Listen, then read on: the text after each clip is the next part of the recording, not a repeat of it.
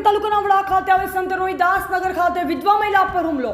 વિધવા મહિલા પર છરાના ઘા દ્વારા હુમલો. પ્રાપ્ત વિગત અનુસાર વાત કરવામાં આવે તો કાંકરેજ તાલુકાના વડા ગામે આવેલ સંત રોહિદાસનગરમાં રહી ગુજરાન ચલાવે છે. જમીનની અદાવત રાખી આજ રોજ બપોરના સમયે પોતાના જ પરિવારના માથાભારે ઈસમ પરમાર વાલાભાઈ નેમાભાઈ છરો લઈ જાનથી મારી નાખવા માટે આવેલ તે સમયે પગ પર છરો મારેલ. ત્યારબાદ કાંતાબેન ચમનભાઈ પરમાર બૂમાબૂમ કરતા વાલાભાઈ નેમાભાઈ પરમાર છરો મૂકી ભાગી છૂટ્યો હતો, જે છરો વિડીયોમાં પણ જોઈ શકાય છે. ત્યારબાદ પાલનપુર મુકામે 100 નંબર પર ફોન કરી જણાવેલ હતું. ત્યારબાદ 108ને ફોન કરી થરા સરકારી હોસ્પિટલ તાત્કાલિક દાખલ કરવામાં આવ્યા. આ માથાભારે ઈસમ કેટલીક વાર ઝઘડા કરવા માટે આવી ગાળો બોલી જાનથી મારી નાખવાની પણ ધમકી વારંવાર આપે છે.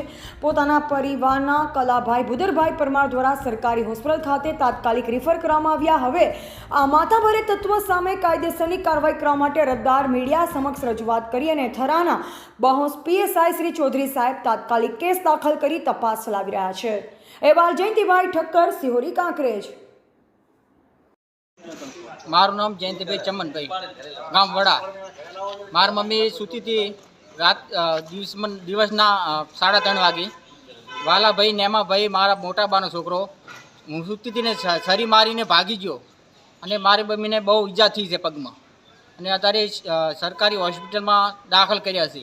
આગળ અમે પોલીસમાં એલસી રજૂઆત કરી હતી પણ પોલીસે કોઈ કાર્યવાહી કરી નહીં. કરી હોત ને તો આ બાબત આવોત નહીં.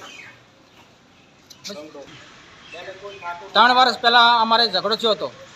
ખેતર વાબા જતા નહોતા. અમે મારા બાપા એક્સપાયર થઈ ગયા, મારો ભાઈ એક્સપાયર થઈ ગયો એટલે ખેતર વાબા જતો નહોતો. તમે ખેતર મૂકી અને અમદાવાદ કમાવા જતા રહ્યા ઝઘડાના લીધે થઈને. એટલે અત્યારે ખેતર બેતર કોઈ વાવતા છે નહીં, તોય અમને બહુ હેરાન કરે છે. આવ્યો ખેતરમાં અમે જતા જ નહીં અને તોય અત્યારે એને મારી મમ્મીને શરીર છોડી ગયો વાંક ગુના વગર.